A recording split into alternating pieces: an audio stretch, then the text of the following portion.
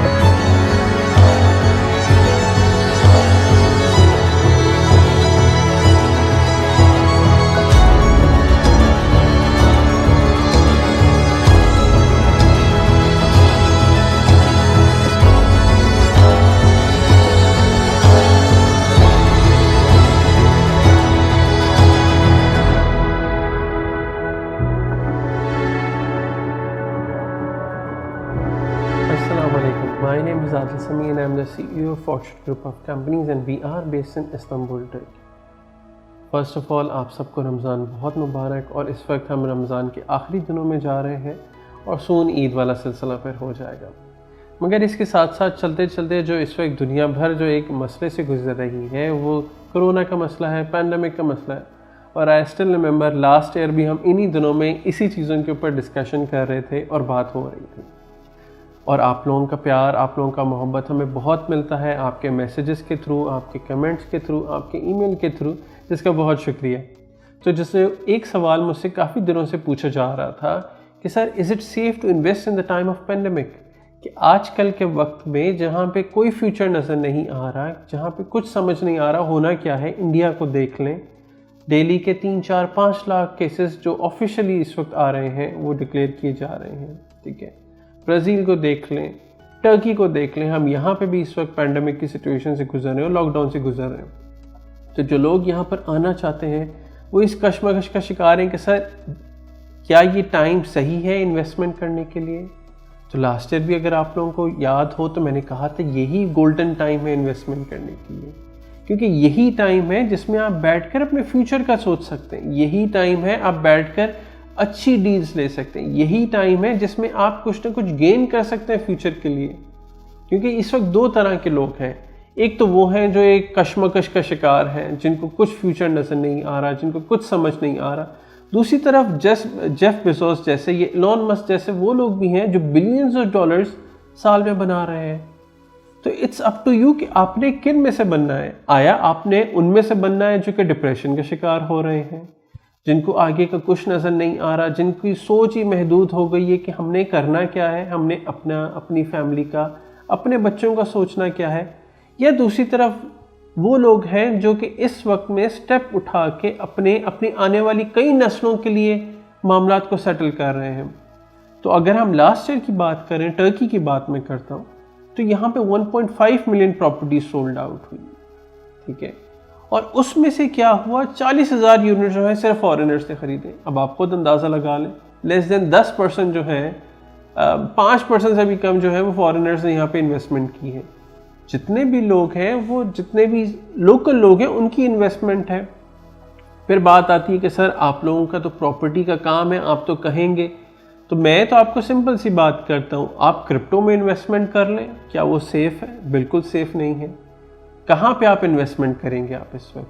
तो एक ही चीज़ वो बेहतर रहती है, वो प्रॉपर्टी रह जाती है। क्योंकि देखिए हमें इस चीज़ को मानना पड़ेगा कि ज़मीन हमारे इस अर्थ पे ज़मीन जो है वो महदूद है, ठीक है। आपको ज़मीन में नुकसान हो ही नहीं सकता। वो बेवकूफ़ लोग हैं जो कहते हैं ज़मीन में नुकसान हो गया।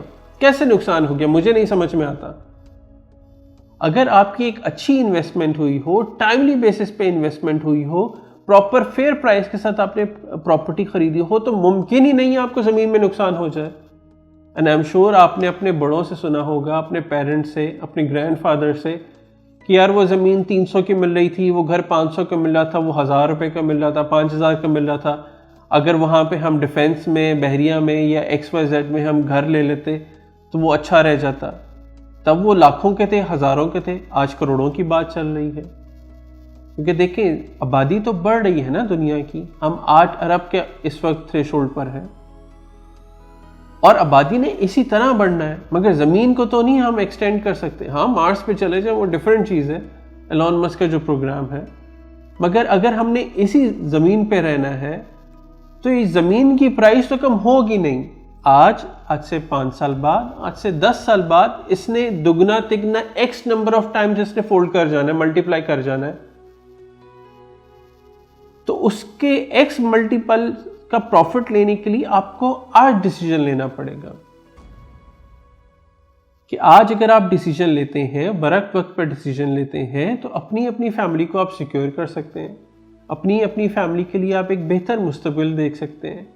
अगर यहाँ पर टर्की में आते हैं, लोग हमें कहते हैं कि जी हम 2.5 लाख की प्रॉपर्टी ले लेते हैं, ठीक है, फ़ायदा क्या होगा?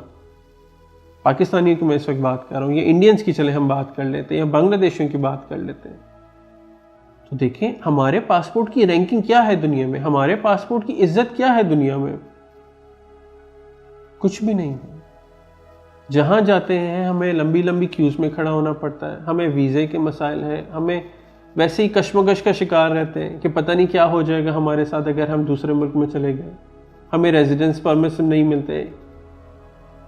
तो इस वक्त हमारे पास एक जो बेहतरीन ऑप्शन मिलता है, अगर आप $2.5 लाख की इन्वेस्टमेंट करते हैं, ठीक है, तो उसके साथ जो आपको सबसे बड़ा फ़ायदा मिला है वो पासपोर्ट मिल रहा है। सबसे बड़ा फ़ायदा, आप प्रॉपर्टी को साइड पे भी रख देना इस वक्त, तो अगर जो आपको सबसे बड़ा फ़ायदा है वो पासपोर्ट का है। पासपोर्ट मिलने से आपके लिए दुनिया खुल जाती है, आपके लिए कारोबार खुल जाते हैं, आपके लिए कारोबार के मौके खुल जाते हैं। अगर आप देखें ना, आपने आज से 2 साल पहले पाकिस्तान से, इंडिया से यहाँ पर आके इन्वेस्टमेंट की हो, घर लिया हो, पासपोर्ट आपके पास टर्किश पासपोर्ट हो, तो क्या आपका कारोबार रुकेगा? नहीं रुकेगा।